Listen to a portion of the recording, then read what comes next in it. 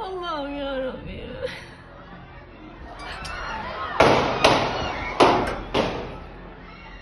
15 aprel kuni Turkiyaning Kahramonmaraş shahridagi maktabda 8-sinf o'quvchisi kamida 9 kishini otib o'ldirdi. Undan bir kun oldin esa mamlakat janubidagi litseyda 18 yoshli bola o't ochib kamida 16 kishini jarohatlagan edi. Bolalarni o'ldirgan ushbu ikki bola hujumdan so'ng o'zini ham otib o'ldirdi. Bugun Turkiya maktablaridagi ushbu ikki qonli otishmalar bo'yicha asosiy ma'lumotlarni keltiramiz. Assalomu alaykum.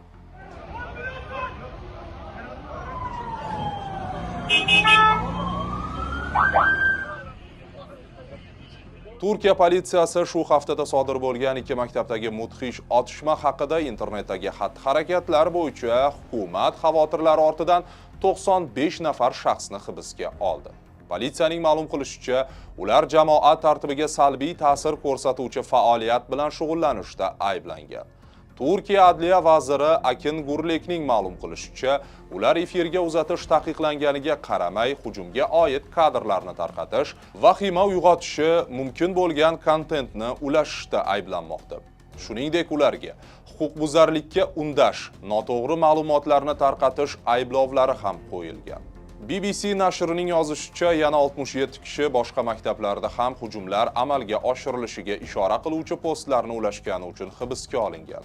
Vazirga ko'ra, ushbu qotilliklar ortidan ijtimoiy tarmoqlardagi 1100 dan ortiq profil va hisoblarga cheklov qo'yilgan.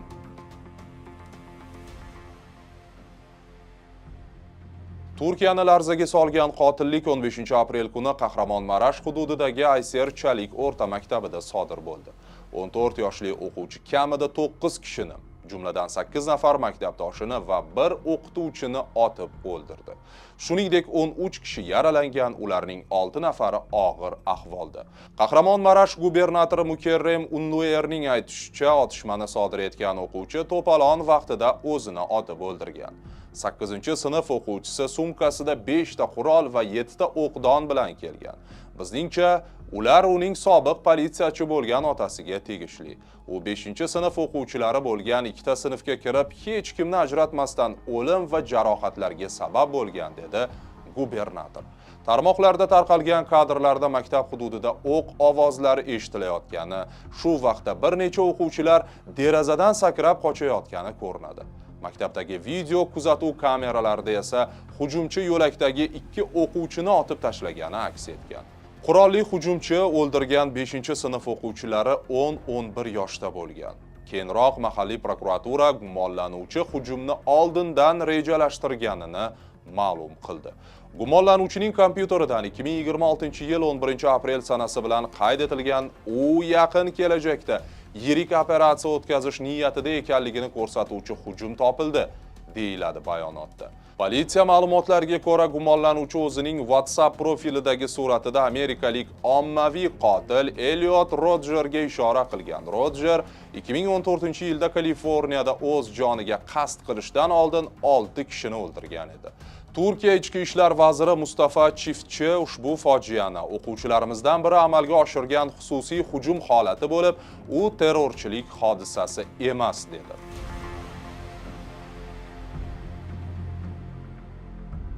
Payshanba kuni hujumchining ota-onasi ham hibsga olingan. O'g'li tomonidan foydalanilgan to'pponcha va o'q-dorilar o'ziga tegishli ekanini aytgan ota, uning 7 dona ruxsat etilgan o'qotar quroli va 2 ta ov miltig'i bo'lganini ma'lum qildi. Otaning ta'kidlashicha, u ushbu qurol va o'q-dorilarni alohida qulflangan qutilarda saqlagan, biroq hujum kuni o'g'li ulardan 5 tasini olib ketgan. U o'g'li ularni qanday ochganini yoki ulardan foydalanishni qanday o'rganganini bilmasligini aytdi. Tergov doirasida ko'rsatma bergan ota o'g'lining internetni juda yaxshi tushunishini, o'zining shaxsiy VPN'dan foydalanishini va juda aqlli ekanini ta'kidlagan. O'g'limda o'smirlarga xos odatiy stress va imtihonlar bilan bog'liq muammolar bor edi, dedi u. Hujumchining onasining aytishicha, psixologlar o'g'lida jamiyatga moslashishda muammolar yuzaga kelishi mumkinligini va nazorat talab etilishini aytgan. Turkiya ommaviy axborot vositalari va ijtimoiy tarmoqlarda Kahramonmarashdagi 14 yoshli hujumchi ekani aytilayotgan yigitning rasmi va eski videolari tarqalmoqda. Unda yigitning o'zini noodatiy tutgani ko'rinadi. Otaning aytishicha, uning o'g'li so'nggi paytlarda psixologga borishni xohlamay qo'ygan. Biroq bir oy oldin unda qurolga nisbatan qiziqish ortgan. Shundan keyin u o'g'lini politsiya o'q otish poligoniga olib borib, o'z qurolidan otishga ruxsat bergan. Shuningdek, uning onasi o'g'li interaktiv o'yinlar o'ynashini, ularga hech narsani ko'rsatishni xohlamasligini, ingliz tilida gaplashishini va u nima deyayotganini tushunmaganini aytgan.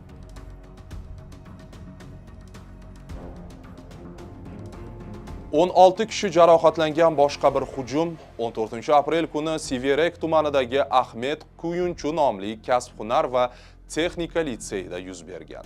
Viloyat gubernatori Hasan Shildakning so'zlariga ko'ra, o'smir yoshidagi hujumchi ov miltig'idan hech kimni ajratmasdan o't ochgan. Politsiya tomonidan qurshovga olinganidan so'ng hujumchi ushbu qurol bilan o'zini o'ldirgan.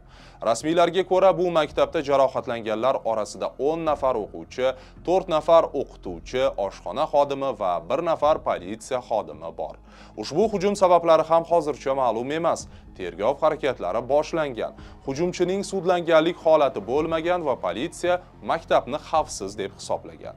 BBCning mahalliy ommaviy axborot vositalariga tayanib yozishicha, hujumchi yaqinda maktabning ijtimoiy tarmoqlardagi sahifalarida bir necha kundan keyin hujum bo'lishi bilan tahdid qilingan postlar qoldirgan. Guvohlardan biri shunday deydi: u taxminan 17-18 yoshlardagi bola edi. To'satdan maktabning old darvozasidan kirib keldi. Kirishi bilan qurolini chiqardi va darhol o't ocha boshladi. Keyin maktab binosiga yugurib kirdi va qarshisidan chiqqan har bir kishini ota boshladi.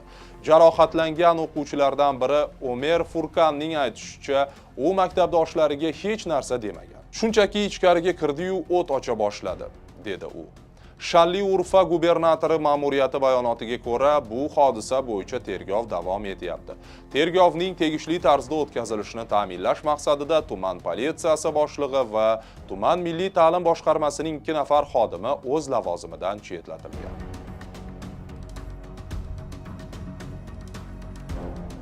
Payshanba kuni bo'lib o'tgan yosh qurbonlarning dafn marosimlarida minglab odamlar to'plandi. BBCning yozishicha, qurbonlardan biri 10 yoshli Zaynab bo'lgan. Endi u farishta, u uchib ketdi, deydi qizchaning yaqinlari nashrga bergan izohida. Ular hujumdan so'ng maktablarda himoya choralarini kuchaytirishni xohlamoqda. Yana bir qurbon ham 10 yoshli qizaloq Shura. Uning xolasi jiyani halok bo'lganini yangiliklarda uning ismi o'qilganda bilganini aytdi. Turkiyada qurol to'g'risidagi qonunlar qattiq bo'lib, faqat 21 yoshdan oshgan va litsenziyaga ega shaxslarga qurolga egalik qilishga ruxsat beriladi. Biroq mamlakatda qurollar keng tarqalgan. Ko'plab xavfsizlik xodimlariga qurol olib yurish va unga egalik qilishga ruxsat berilgan. Shu bilan birga Turkiyada maktab otishmalari juda kam uchraydigan holat. Jurnalistlar ushbu haftadagi otishmalardan so'ng rasmiylar biron bir chora ko'radimi deya Ichki ishlar vaziri Mustafa Chifchiga savol berdi. U tafsilotlarga to'xtalmasdan biz zaruriy ehtiyot choralarini ko'ramiz dedi.